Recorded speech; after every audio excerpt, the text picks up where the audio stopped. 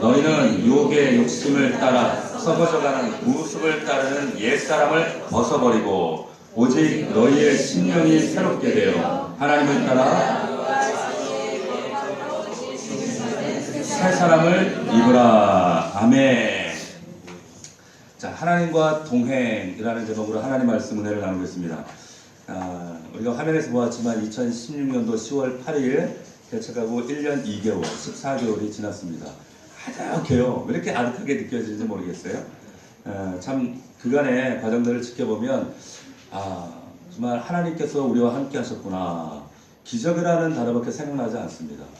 그 기적의 여정 가운데 여러분들이 함께 했기 때문에 가능했고, 그래서 너무나도 참 그 길이 행복했습니다. 너무 감사했어요. 때로는 여러분들도 미처 모를 만한 그런 알게 모르게 힘든 일도 많이 있었습니다. 어려운 일도 많이 있었습니다. 어떤 순간에는 낙심도 들고 사람인지라 힘도 들고 또 하나님을 향해서 의구심도 들었습니다. 그런데 지나고 나서 보면 하나님 뜻이 있었구나, 이런 그림이 계셨구나 라는 것을 다 깨달을 수가 있었어요. 참 감사했습니다. 제가 목회에 대해서 참 여러 가지 부담감을 느끼고 참 곤고할 때 제가 우연히 책에서 이런 글을 봤어요. 이런 내용이었습니다. 어떤 내용인가 하면 어떤 주인도 소에게 주저앉을 만큼 무거운 짐을 지우지 않는다. 어떤 주인도 소에게 주저앉을 만큼 무거운 짐을 지우지 않는다. 근데 이 말이 저에게 지나가는 듣기 속에 저에게 확 들어오더라고요. 주인은 소에게 짐 지우고 외면하지 않는구나. 왜냐하면 목적지가 같기 때문입니다. 함께 가기 때문에. 하나님도 마찬가지예요. 우리가 때로는 왜 이 삶의 무게가 이렇게 버겁지? 힘들지? 이거 좀 털어버릴 수 없을까? 내가 누구 때문에 이렇게 버거워해야 하나? 별 생각이 다 들 때가 있어요, 사실은. 사는 게 녹록하지가 않습니다. 근데 사실은 그것이 짐이 많아서 그런 것이 아니라 소 같은 우리가 함께 동행하고 있는 하나님을 망각하기 때문이에요. 하나님이 나와 동행하고 계시는데 목적지와 그 주인을 망각하기 때문에 그렇지 않은가라는 생각이 듭니다. 우리가 한 해를 돌아보면 우리 교회는 그렇게 어떤 목표나 결과에 그렇게 매진하지 않았습니다. 왜 그런가 하면 하나님 따라갔기 때문에 그래요. 오늘 본문은 24절에 보면 이렇게 말씀하고 있습니다. 24절에 보니까 하나님을 따라 의와 진리의 거룩함으로 지으심 받은 새 사람을 입으라. 근데 여기 중요한 단어가 그 앞에 있는 단어예요. 하나님을 따라. 하나님을 따라요. 다시 말하면 하나님과 동행. 이 말에 반대되는 의미의 그 말이 22절에 나와요. 뭐라 나오는가? 너희는 유혹에 뭘 따라? 욕심을 따라. 욕심을 따라가는 사람과 하나님을 따라가는 사람, 이렇게 둘로 나뉘어져요. 세상에는 이 두 부로 나눠집니다. 욕심을 사는, 구습을 따르는 옛사람이 있고, 또 하나는 의와 진리의 거룩함을 위해서 손해보고 때로는 이것 때문에 불이익을 당하고 그럼에도 불구하고 그것을 쫓아가는 새 사람이 있다는 거예요. 하나님 따라가는 거예요. 옛사람은 그래서 하나님과 상관없이 혼자 짐지고 홀로 갑니다. 열심히 가는데 혼자 갑니다. 그러나 새 사람은 하나님과 동행합니다. 반드시 하나님과 동행합니다. 이 22절에 나와 있는 너희는 유혹의 욕심을 따라, 이 말씀이 새번역 성경에 보면 이렇게 번역이 되어 있어요. 제가 이 번역이 훨씬 더 정확하게 표현되어 있는 것 같아서 여러분들에게 읽어드리겠습니다. 잘 들어보세요. 여러분은 지난날의 생활 방식대로 허망한 욕정을 따라 살다가 썩어 없어질 그 옛사람을 벗어버리고. 허망한 욕정이라는 거예요. 허망한 욕정.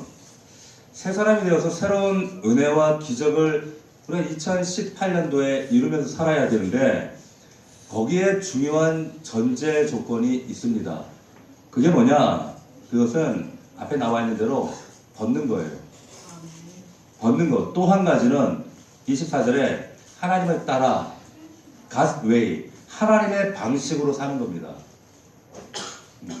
벗고 하나님 방식을 선택하는 거예요. 그런데 이것이 어려워요. 왜 어려운가? 자꾸 옛사람으로 돌아가고 싶은 내 육신의 죄성이 있어요. 이게 내 육신의 관성이라고 하는 거예요. 마치 고무줄을 당기면 놓으면 제자리로 돌아가려고 하는 고무줄에 보면 관성이 있죠. 우리 육신 안에도 관성이 있어요. 관성. 우리 낮에 보니까 우리 이한이가 어디 갔나? 우리 이한이가 저기 앉아있지. 우리 이한이가 어떤 형님들이 게임을 하고 있는데 거기에 이렇게 보고 있더라고. 네. 얼마나 갈증이 났는지 우리 이한이가. 이제 이한이가 간 학교가 샘물중고등학교인데 그 학교는 미디어와 핸드폰을 못 해요. 그러니까 이제 지금도 절제하고 줄이고 이제 훈련을 하고 있는 것 같아요. 그런데 형님이 옆에서 게임을 하고 있으니까 무아지경에 빠져가지고 야 너 거기 빠지겠다 내가 그랬거든요. 네. 자, 마치 이런 것 같아요. 믿음의 이상이 있는데 현실이 참 따라가기 힘들어요. 괴리감이 커요. 그래서 하나님과 동행하려면 그래 따라가야지, 절제해야지, 끊어야지, 멀리해야지. 그런데 믿음과 현실의 차이가 너무 커요. 그 차이에서 오는 팽팽한 긴장감이 있어요. 그래서 신앙생활이 어려워요. 이 긴장감을 가지고 살아가기 때문에 하나님과 동행하는데 이 긴장감이 때로 필요합니다. 창세기 5장에 보면 하나님과 동행했던 사람 이러면 아주 대표적인 인물 에녹이 나와요. 에녹이 등장합니다. 에녹하면 참 인생이 특별해요. 65세 때 아들을 낳았어요. 그 아들의 이름이 뭐였는가? 우리 인류사에 가장 오래 산 사람이 누구였어요? 누구였어요? 무두셀라. 옛날에 그 개그맨 하나가 불렀던 그 노래 중에도 무두셀라 어쩌고저쩌고 그랬었어. 969세를 살았는데 이 65세에 이 아들을 낳고 비로소 하나님과 동행했다 그래요. 퀘션 마크. 왜 그랬을까? 그러면 반대로 생각하면 65세 전까지는 하나님과 동행을 안 했다는 뜻이에요. 왜 65세 때 이 아들을 낳고 그 이후부터 열심히 하나님과 함께 했는가? 그 아들 이름에 힌트가 담겨져 있습니다. 이스라엘 백성들은 그 이름 가운데 하나님의 역사와 의미와 뜻을 담아두어요. 그 모두셀라라는 그 이름의 뜻이 네가 죽으면 인류의 심판이 온다 이런 의미예요. 창 던진다 이런 뜻이에요. 그러니까 네가 죽으면 이 땅에 심판이 온다. 자, 실제로 무두셀레가 죽던 해가 노아의 홍수가 일어난 그 해입니다. 무두셀레가 죽자 홍수가 났어요. 인류의 심판이 시작됐어요. 자, 이게 무슨 말인가? 이거 하나님의 사랑이에요. 하나님 인내요. 그만큼 966살까지 살았대 그 얘기 하시려고 그 무두셀레를 기억하신 것이 아니라 하나님이 그만큼 969년을 참고 나를 향해서 인류를 향해서 참으셨다는 그 얘기예요. 에녹은 그 사실을 알았어요. 계시받았어요. 그때부터 하나님과 열심히 우리 아들이 죽으면 심판이 와. 팽팽한 긴장감 가운데 심판을 기억하면서 살았던 겁니다. 그래서 하나님과 동행했다는 거예요. 동행을 한다는 건 뭘 말하는가? 하나님과 내가 일치하는 겁니다. 합창단이 지휘래요. 지휘자가 지휘를 합니다. 그런데 이것이 아름다운 선율의 아름다운 노래를 우리가 감상하기 위해서 들려주기 위해서는 어떻게 해야 되는가 하면 단원들과 그리고 지휘자와 모든 것이 악보가 일치가 돼야 돼요. 따로 놀면 절대 아름다운 음악을 들려줄 수가 없습니다. 우리가 하나님과 동행한다는 것은 뭐냐? 내 생각, 바이올린 켜는 사람, 첼로 하는 사람, 각자 생각, 자기 뜻, 자기 악상, 자기가 보는 악보가 다 달라서 되는 게 아니에요. 하나로 일치되어지고 그래서 내 뜻과 내 생각, 내 의지들이 하나님께 맞추어지는 거예요. 그게 동행입니다. 동행이에요. 22절 말씀 그것이 버린다라고 하는 뜻이에요. 버리시길 축원합니다. 2018년도 하나님과 동행하셔야 돼요. 우리가 자식을 보면 이뻐요. 왜 이뻐요? 날 닮아서 이뻐요. 공통점이 있어요. 어디 갔을 때 고향 사람이라 그러면 내가 밥 사주고 밥값 내가 내고 싶어요. 왜 그래요? 고향이라고 하는 공통 분모가 있어요. 우리가 내가 하나님께 맞춘다라고 하는 의미는 뭐냐? 바로 이거예요. 하나님께 공통 분모를 맞춰드린 겁니다. 그러면 공통 분모가 아닌 나머지는 버리는 거예요. 그 버리는 것이 하나님과 동행하는 것이다라고 하는 거예요. 이 공통 분모가 하나님 앞에 정립되지 않고는 동행하기가 어려워요. 불가능해요. 성경은 그것을 말씀하고 있는 거예요. 자, 왜? 이 버리는 게 왜 그렇게 어려운가? 22절 말씀에 보면 욕심을 따라 이렇게 얘기를 하고 있어요. 너희는 육의 욕심을 따라. 이 욕심 때문에 살기 때문에 이게 옛사람의 본성이거든요. 전에 이전 교회에서 바이올린 오케스트라 그에 보면 바이올린 켜시는 분들이 많이 있었어요. 한 번은 제가 보니까 그냥 낡아 보이는 별거 안 돼 보이는 바이올린인데 소리가 좀 비범하더라고요. 그래서 그거 얼마예요? 그랬더니 얘기를 안 해요. 알면 제가 시험 든다는 거예요. 얘기를 안 해주더라고요. 하여튼 궁금해서 물어봤더니 제가 입이 떡 벌어졌어요. 수천만 원 하는 거예요. 별거 아닌데. 다 낡았는데. 근데 그분의 소원이 뭐냐? 수억짜리가 있다는 거예요. 그걸 가지고 연주해보는 게 소원이라고 하는 거예요. 자. 그런데 저는 그 바이올린을 볼 때 전혀 아무리 좋은 바이올린이라고 하더라도 갖고 싶은 마음이 별로 없어요. 왜 그랬을까요? 끌리는 게 전혀 없어요. 왜 그랬을까요? 저는 바이올린에 대한 욕심이 없어요.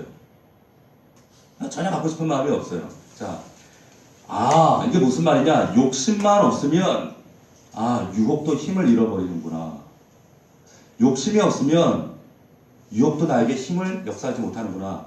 내가 탐하지 않고 욕심내지 않는 그 물건은 세상 사람들이 아무리 많은 가치와 어떠한 새로운 높은 가치를 매겨도, 거기다 부여해도, 내게는 무용지물이에요. 내가 가치를 안 두면 되는 거예요. 욕심을 부리면 내가 거기에 종될 이유가 하나도 없습니다. 욕심 때문에 내가 종되는 거예요. 이 욕심을 따라 살기 때문에 우리가 그렇게 살기가 빡빡해지는 겁니다. 어떤 권사님이 그러시더라고요. 자신은 목사님, 저는요 평생 집 없는 서름 때문에 정말 내 집에 내 이름 하나 붙어있는 그 문패 하나 다는 게 소원이었어요. 그래가지고 열심히 오로지 집 사는데 열심히 인생을 투자했다는 거예요. 부부가 맞벌이 해가면서 집을 샀어요. 근데 화장실이 밖에 있더라는 거예요. 또 주여, 집안에 있는 화장실 달린 집으로 이사하게 또 몇십 년을 또 돈을 벌었어요. 집안에 화장실 있는 집으로 갔어요. 그런데 아파트 사는 사람 보니까 그 집에 갔더니 아파트 안에 화장실이 2개 있더라는 거예요. 그래가지고 화장실 2개 달린 집으로 가야지. 화장실 2개 달린 집에 이사 가려고 또 열심히 인생을 살았다는 거예요. 이분이 평생토록 화장실 거기 달린 집 그것 때문에 인생 허비하다 만 거예요. 불쌍하지 않습니까? 욕심이에요, 욕심. 경제학 용어에 보면 기회비용이라는 거 있습니다. 내가 얻으려고 하는 것 때문에 다른 것도 잃어버리는 거예요. 이렇게 억울한 인생을 살아가는 경우가 너무 많아요. 왜 그래요? 욕심이 문제예요. 욕심 때문이다. 야고보서 1장 14절에 보면 오직 사람이 시험을 받는 것은 자기 욕심에 끌려 미혹됨이니 욕심이 잉태한 즉 죄를 낳고 죄가 상수한 즉 뭘 낳는다? 사망을 낳아요. 다 아닌 것처럼 쳐다보시지만 이 욕심 때문에 하나님과 내 사이에 문제가 생겨요. 우리가 주님과 동행하며 살아야 될 이유가 뭔가? 24절 말씀에 하나님을 따라 의와 진리의 거룩함으로 지으심을 받은 새 사람을 입어야 되기 때문이에요. 세상 사람들의 욕심은 야망이 늘 바뀝니다. 환경 요인에 따라 야망이, 욕심이, 비전이 매번 바뀌어요. 그러나 하나님을 따라 사는 삶은 처음부터 끝까지 목적이 똑같아요. 그 목표가 뭔지 아세요? 새 사람이에요. 새 사람. 거룩함으로 새 사람 되는 거. 그리스도인다운 그리스도인 되는 거. 그래서 바울이 이렇게 표현합니다. 그리스도의 장성한 분량이 충만한데 이르기까지. 할렐루야. 여러분, 하나님의 거룩함으로 새 사람 입으시기를 주의 이름으로 축원합니다. 아멘이십니까? 자, 4분 남았습니다. 4분 안에 맞춰야 돼요. 강원도 태백에 가면 삼수령이라는 데가 있어요.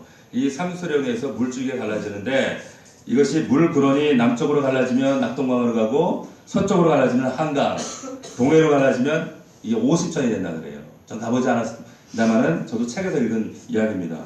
그런데 잘 보세요. 이 삼수령, 아주 작은 순간의 선택으로 갈라진 물들이 아주 다른 세상으로 여행을 해요. 남쪽, 서쪽 전혀 다른 세상으로 갈라요. 무슨 말이에요?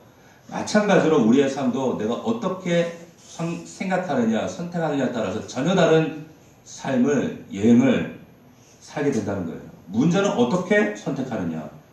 그러니까 선택을 위해서 우리가 생각을 하죠. A냐 B냐 생각을 하잖아요. 생각이 옳고 그름. 근데 그 생각의 옳고 그름의 판단 근거가 뭐냐는 거예요. 어떻게 알아요? 우리가 오래전 그런지. 아무도 모릅니다. 오늘 말씀에 22절, 24절 두 문장 대조를 이뤘죠. 옛사람은 욕심을 따라 선택해요. 24절 하나님을 따라 선택하는 사람이 있어요. 결과는 극명하게 달라요. 전혀 다릅니다. 옛날 여러분들은 습관적으로 내 욕심을 따라 사사시대 사람들처럼 내 생각에 오른 대로 소견에 오른 대로 살았어요. 옛사람이었어요. 새사람은 하나님을 따라 선택하는 사람이에요. 그게 그리스도인들입니다. 그게 저와 여러분들이 되셔야 할 줄로 믿습니다. 2018년도는 그런 저와 여러분들이 되시기를 주의 이름으로 축원합니다. 사람들은요 생각하는 대로 살아요. 그런데 어떤 사람들은 사는 대로 생각해요. 사는 대로 생각한다니까요. 생각을 어떻게 할 것인가? 하나님 따라 생각을 하셔야 돼요. 생각이 결과를 낳습니다. 생각이 결과를 낳아요. 자, 하나님을 따라 생각할 때 하나님과 동행합니다.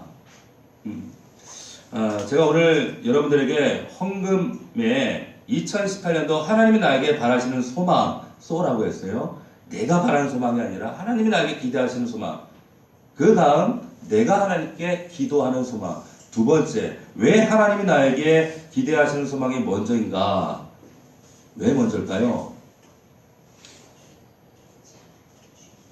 순종이 먼저이기 때문에 그래요. 순종이 먼저이기 때문에 그렇습니다. 1000번은 흔들려야 어른이 된다 이런 책이 있어요. 그 책에 보니까 이런 얘기가 있더라고요. 애 낳는 것 연습해보고 시집가는 여자 없다. 맞죠? 애 낳는 것 연습해보고 시집가는 사람 없습니다. 우리는 하나님 앞에 말씀을 따라간다라고 하는 것은, 동행한다라고 하는 것은 연습하는 게 아니에요. 그냥 가는 거예요. 순종하는 거예요. 결단하고 그냥 가는 거예요. 애 낳는 것 연습하고 시집가는 사람이 어디 있어요? 2018년도는 여러분들에게 정말 하나님과 믿음의 아름다운 결단과 순종이 있는 여러분들이 되시기를 주의 이름으로 축원합니다. 하나님을 따라가시길 축원합니다. 아멘이십니까? 자, 오늘 이 시간 우리 영상을 보겠습니다. 영상 1분 남았어요? 1분 남았대요. 자, 우리 22절 우리부터 24절까지 말씀을 우리 다시 한번 믿음으로 선포하겠습니다. 같이 읽습니다. 시작. 너희는 유혹의 욕심을 따라 썩어져가는 구습 따르는 옛사람을 벗어버리고 오직 너희의 심령이 새롭게 되어 하나님을 따라 의와 진리의 거룩함으로 지으심을 받은 새 사람을 입으라. 하나님을 따라 하나님과 동행하는 저와 여러분들이 되시기를 주의 이름으로 축복합니다. 아멘. 기도합시다.